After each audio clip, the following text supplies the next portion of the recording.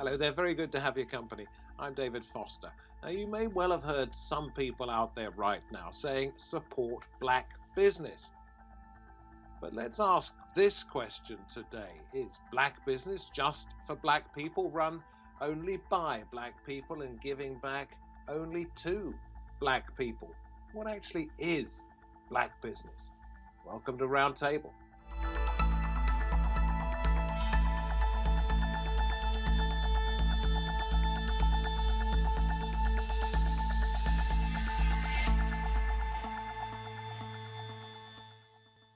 And away from the companies themselves, we're told that the spending power is there, but that marketing and advertising leaders just don't appear to get it or know how to win over what's being called the black pound.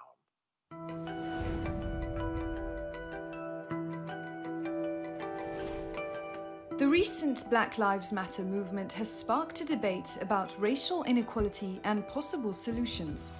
And among those ideas are calls for people to purchase from black-owned businesses. Economic equality is an often overlooked part of racial equality. Of 5.7 million US firms, about 124,000, or a little more than 2%, were black-owned in 2017, according to the Brookings Institute. Black-owned firms in the US are twice as likely to be rejected for bank loans. And the coronavirus pandemic has hit hard, with one estimate suggesting only 40% of black US businesses are expected to survive. In the UK, black business managers are underrepresented.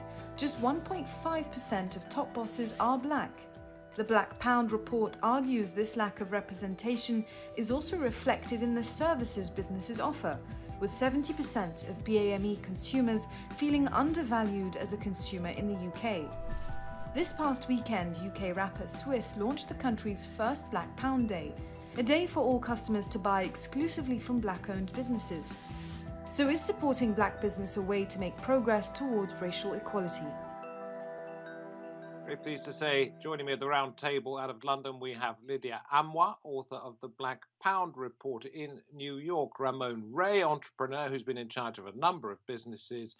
And we can also say hello to Dania Francis, Assistant Professor of Economics at the University of Massachusetts in Boston. Great to have you all on the program. Dania, let me come to you first of all, since you teach this. What would you define as black business? Well, black businesses, typically we're referring to black-owned businesses. That means the ownership of the business is by someone who identifies themselves as black. There are technical definitions in different jurisdictions at the federal, in the U.S. at least, at the federal, state, and local level. If it's a business that is incorporated, right? It involves, what percentage of your shareholders identify as black, although the majority of black-owned businesses are sole proprietorships. Are you, by defining it in this way, encouraging mostly blacks to do business there rather than across the board racially integrated business? I don't think the intention of defining a business as black-owned is to limit in any way those who solicit that business, but rather to say, here are businesses that are owned by a population that has historically experienced disadvantage in this country, especially in regards to things like getting small business loans and starting small businesses. And so the point is to encourage contractors or consumers or federal and state and local governments to do business with these identified black-owned businesses. Ramon, let me ask you, when you first started out in business, indeed to this day, did you find it an advantage or perhaps a disadvantage to describe your line of work as being black business? Sure, I think it's a good question. I think for me, when I first started out, my intention was just to be a great business owner. That's the bottom line, just like anybody else. And I think, of course, the black business part comes in, of course, when people sue you. There's the quote unquote uncomfortable instances where, hey, where's Ramon, the owner of a Smart Hustle of this company? Oh, oh, it's you. So there's those moments that come. But I think for me, listen, it's first and foremost, I just want to be a business owner that's profitable and doing well. It so happens that I'm a Black business. And of course, in the light of recent days, things that are highlighted, I'm embracing that more. And hopefully I can do more to Absolutely, change and the world for this a better gets to place. the heart of it all, doesn't it? Why bother to define something as Black business when it is just business? Yeah, well, I think there's two sides, and I think the earlier expert, Danielle, I want to say, said it best. But I think that the reason why is that indeed we want to be just business, but I believe many of us have been forced to take a stand or say Black business because of what has happened. I think that is why we want to be just like everybody else. But when you're like everybody else, then you get molded, pushed aside, the discrimination, etc. So for me, I'm just a business owner like everybody else, but it's obvious who I am for good or for bad. Yeah. Yeah, and let me go to Lydia Amoah on this one. Ramon is sort of saying it doesn't make a difference, but it does make a difference. Do you understand what he means? I do understand Ramon means. I mean, number one, for me, when starting out with my business, I'm a businesswoman first. That's the first thing I think about. And then people set social norms. You know, we have anthropologists, sociologists, all these different people that set our social norms to divide and separate. So, of course, I mean, I've had instances where people hear my name and it's one of those names you can't quite check where somebody's actually from the sound of you know the what they feel that they can attach to a description of what should define somebody. So when I've rocked up to deliver my training or consultation, oh hello sometimes, and another one is oh hello, well I'm ready for this. Well, tell us a So bit about your business, Lydia, if you would, because I introduced you simply as the author of the Black Pound yeah, report. Just a quick idea of what it is you do so we can yeah. put it into context. Okay, so it's a practice, LA Associates, and what we do is diversity and inclusion consultations with across all the media industry and beyond, as well as deliver executive C-suite and leadership coaching. So this is principally aimed at the Black community, is it? Actually, so when you hear the name diversity, I mean, that's why sometimes I think about this word diversity and would you feel invited at the table if I said that to you? So sometimes I like to use the word cultural inclusion because we all have a culture and we all have a background. And literally, diversity, inclusion, and belonging, not forgetting that part, is all about making sure that everybody has a voice at the table. And so, regardless of your background, your religion, your faith, your gender, your beliefs, that you have something to bring to business. And so in businesses, quite often groups are segregated. You have the LGBTQA groups, and then you have the disability groups, you have the females and the men.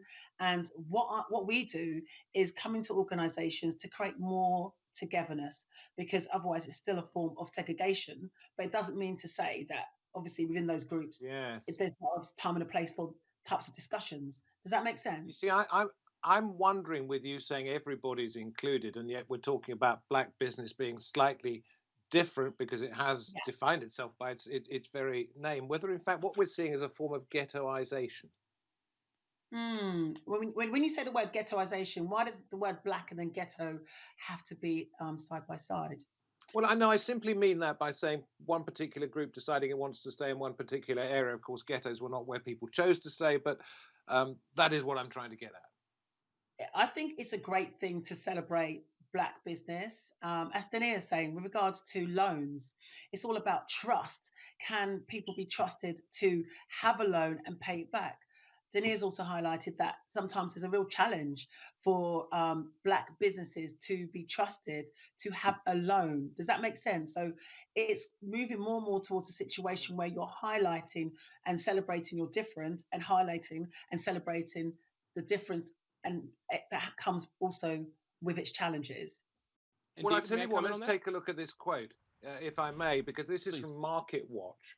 And it goes, lockdown orders hit Black-owned businesses especially hard. And though the $2.2 trillion CARES Act handed out forgivable loans to shore up businesses, an estimated 90% of Black-owned firms were either ineligible for the money or denied loans. Dania, why do you think that was, if that is the case?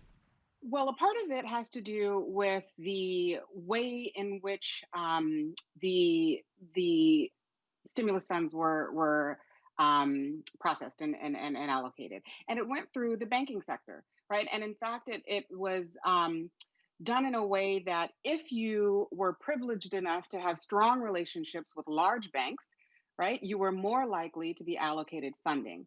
So we know historically that Black-owned businesses do not have as strong a relationship with large banks as other businesses. Part of this is due to discrimination in lending markets, and so which is again a part of why we even have the government designating a business as being minority owned or Black owned in order to So compensate do you need for some Black banks to lend to Black business? You don't need Black banks to lend to Black businesses. Black banks are great. You don't need them, but what you do need is for the larger lending apparatus not to discriminate against Black-owned businesses. Ray, let me come to you, if I may. Sure. Ramon, rather. You've started up the Black Education Fund to do with particular types of business. Would you give us an idea what that's about? Yeah, absolutely. As I've kind of hinted, my whole life I've just been a business person, an entrepreneur, been talked about, written about all over multiple books, as you know. And I think that in light of the recent things that have happened, George Floyd and demonstrations and protests, I said, you know what? I am a Black person. What can I do? And I think seeing the disparity in education with Black young people not being educated in entrepreneurship, which I think is a key to Black success, not being educated in personal financial literacy, I said, you know, one thing I can do is shine a little bit of light on the Black problem that we're having, and I can use my network and fundraising to raise funds for Black youth. But David, I tell you, my goal is all youth over time, but in this period of time, it's Black youth today. But my goal would be to grow that for all. Yeah. Lydia, I'd like to ask you about the Black Pound report in just a moment, Yeah. but I want to go to Dania and put this idea to her. I think it was about 20, 25 years ago. Somebody called Juliet E. Walker, historian, described 1900 to 1930 as a golden age for Black business. If it was then, why isn't it now? That's a great question. So this sort of brings me back to since we're talking about the turn of the 20th century, the Atlanta Compromise speech by Booker T. Washington, in which told he told Blacks at the time, listen, it is important that we have social equality, but first we must establish ourselves in our economic worth to the country. And so he encouraged Blacks at the time to show their economic worth and then start to ask for social equality and political rights, right? This is in stark contrast to other Black leaders at the time.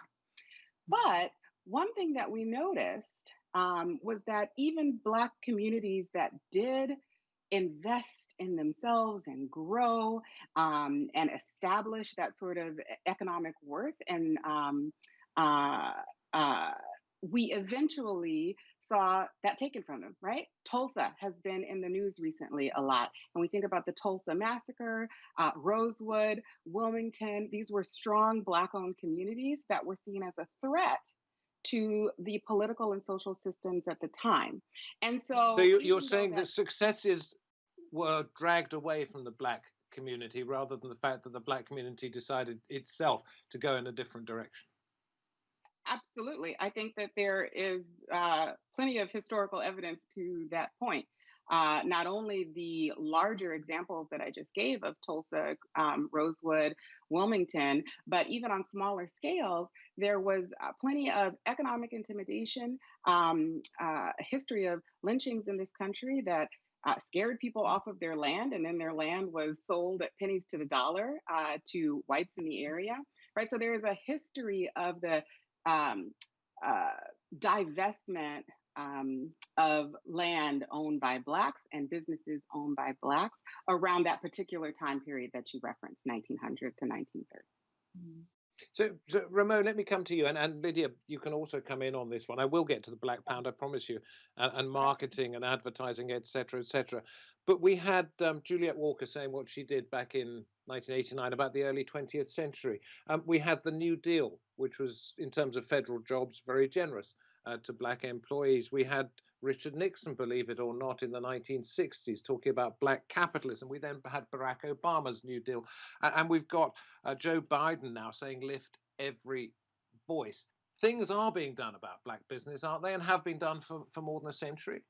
I think that things are being done, yes, but I wonder, David, is that have the things been done been enough to change the trajectory? I think it's been enough to keep things at status quo, but I think when you look at the black community overall, the power levels, taking an example of just banking, it's not blacks who are owning the major banks or big fours. So I think, yes, things have been done at a basic economic level, impoverishment, basic schooling. But I think what's been missing, though, is that the power levers, those things, I think, have what's been missing. Admit, many of us who are on the call today have risen above that. Yeah, but let me throw this one in. Let me throw this one in. After 2008, Barack Obama gave, I think it was $100 billion of main federal contracting business to minority-owned small businesses.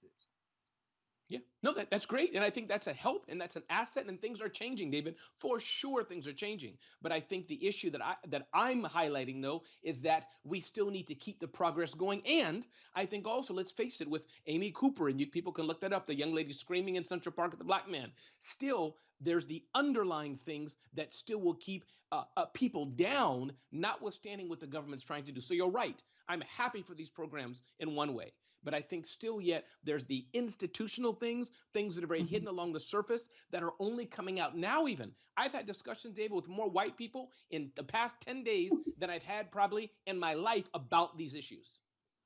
Yeah. Lydia. Can I add? Yes, of course, please. So I was just going to say it's interesting also that you bring up the New Deal, especially because we know from work by Ira Katz-Nelson in his book When Affirmative Action Was White, that a lot of those New Deal era programs actually sort of expertly carved out and excluded blacks from benefiting in some of them by denying the benefits to farm workers and domestic workers who were at the time, the lion's share of blacks were employed in either farm or domestic work. And so they were ineligible for some of the exact benefits that, one, brought the country out of a Great Depression, but also expanded the middle class in a way that was denied that expansion to blacks in America at that time. So I think it's interesting, right? The narrative of opportunity being given, even the Obama program that you brought up, right? Changing it from the language of money was given to Black-owned businesses to this notion of it being an attempt to redress discrimination that we know happened and was sanctioned by the federal government. Lydia, you have been incredibly patient. Thank you very, very much indeed. I want to come to the black pound, and this fits into what I'm saying now, because I read this piece about Joe Biden's Lift Every Voice, the follow-on from the Obama thing the other day. The strategy of touting black capitalism as the answer to racial equality, the writer put it, remains as futile today as when Richard Nixon pushed it 50 years ago. Is the black pound being ignored, or is that not what it's about? Okay, that was such a big, loaded question. So number one, if I could answer that by telling my motivations, if you don't mind, behind why I did the report in the first place. Just listening to Ramon and Dania, just listening to the points that have been put across, what my biggest motivation is to raise the voice of communities, and not only to raise the voice, but raise the value and raise the esteem, and for people to know their worth, because there is a systemic system that's in place. And right now, with the discussions, as Ramon said, I'm having so many conversations as well. And, now my emotions have been put to the side. It's about leveraging this moment to bring about change. And I pray that it's lasting. But the writer I mentioned said it was futile. Said what's futile? Plans like this, such as Joe Biden's Lift Every Voice, going back to Richard Nixon's plans in the early 60s. It is futile. It won't change anything. Yeah, the thing is, people are, you can't police people's thoughts. What I want to do is observe what's happening, and I really just want to push for positive change, and we won't give up. I think all of us here, even having this conversation, will keep educating people. And one thing I have witnessed at this moment in time, that businesses now are really serious, because you know what? That people around the world, regardless of the tone of their skin, are uniting. There's lots of people asking questions. Why are they uniting? Is it because they're bored? You know, they've been under lockdown. What are the motivations behind it? But there are lots of businesses that I've been speaking to, doing lots of reconciliation talks, have spoken, and I've never been so busy in the sense of people now want to find out, okay, well, we've been ignoring this audience. We must admit, when we look at our board level, majority across all businesses, especially in the United Kingdom, 97% are white at CEO level and board level, and there's a very small percentage of decision makers at the top. They do definitely exist, but they're not there. Not enough of it. There's not enough I do get that. That's about discrimination across the board. I'm trying to see what black business can do to help lift the people you're talking about. Let me read this to you. May I read this to you? Khadija Robinson, she runs the Nile list, which you may know is a directory of black-owned businesses. And she writes, supporting black-owned business is a small piece, but it's something that people can do consistently, even when people are not protesting anymore. It's not going to fix everything overnight. It is something you can do and make a small difference. Small piece, small difference. Not a lot of difference, Lydia. Yeah, I hear that. And of course, imagine if around the world, if every black individual stopped shopping, say, at a particular brand, what would happen to that brand overnight? What would happen? They probably wouldn't be as flourishing as they are today. So that gives you the example that it's really important to invest in all business. And now we're talking about black business. You definitely is a really encouraging to. It just makes, to me, it makes sense to invest in black business, the right black business, you know, assess the business, look at the brand, invest in the brand, because, and at the same time, when you have representation, and they both go hand in hand, when you have representation at the top, they, you know, which each and every one of us has blind spots. There's things that we cannot see. We live in an international world, and we have people from all different backgrounds, colors, creeds, backgrounds. So why would you, apart from selfish reasons, and that it works well for you in business, to maybe serve a particular set of people and exclude? It's just othering, isn't it? And saying, you know, our social norms say that you are not the norm. You know, well, okay, Ramon, let me bring you back in here. I want to talk about exclusivity, not in the sense of it being something that is beneficial, but it excludes certain people. And your point about you want to do business with the wider world is a very well made one here. And I think that's what the writer was talking about when he said Joe Biden's Lift Every Voice aimed at the black community is as futile as Richard Nixon's black capitalism. If you are a successful business, you look to the wider world, whether it be, well, wherever it happens to be. And you won't say to yourself, I'm a black business. You'll say to yourself, I am a business. It's futile.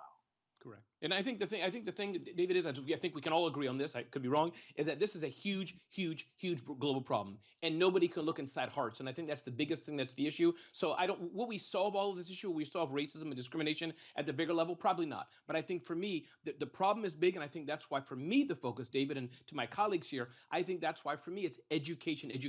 Yes, education for all, but I think if you take a young black man, a young black girl, teach them personal financial literacy, teach them entrepreneurship.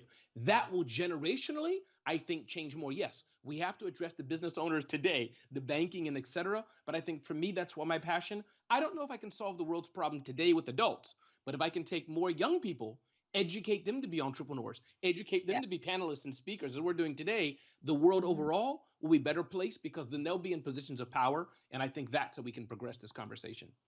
Yeah. Dania, if you're having a class today, later today, if you were able to, or sometime in the future, what would you teach your students about the economic scales of justice when it comes to black communities and black business? A lot of individual level solutions to problems that were created by system-wide racism are not going to work. Right. And so I do think that, you know, education is important, and I would never discourage anyone from trying to reach their highest height in terms of education and their individual growth. But we find that even when we have Blacks who are educated, who are financially literate, who are doing all of the things that society tells them they are supposed to do to be successful, right? They're often confronted with a lot of this system-wide discrimination right? That inhibits their ability in a way that it doesn't inhibit their white counterparts. And just, for example, to think about uh, black-owned businesses and growing your business and trying to break into networks. Right? Businesses are all about networks. And if Blacks are historically excluded from a lot of those networks and continue to be excluded, right, then they're not going to have the same opportunities to grow, no matter how educated they are about business and finance and so on. So I think that it's important to look for system-wide solutions when we're talking about something that is a system-wide problem. Thank you very much indeed. The bell has gone for the end of class. We have to leave it there. Thank you very much indeed. Thank you for your patience, each and every one of you, as I tried to step my way cautiously through what is a very difficult subject to understand, particularly if you come from my perspective. Appreciate your time coming on the program, and we appreciate the fact that you've taken time out there, wherever you happen to be, at this most difficult time, to watch the program. From me, David Foster, from the Roundtable team, goodbye for now. We hope to have your company soon.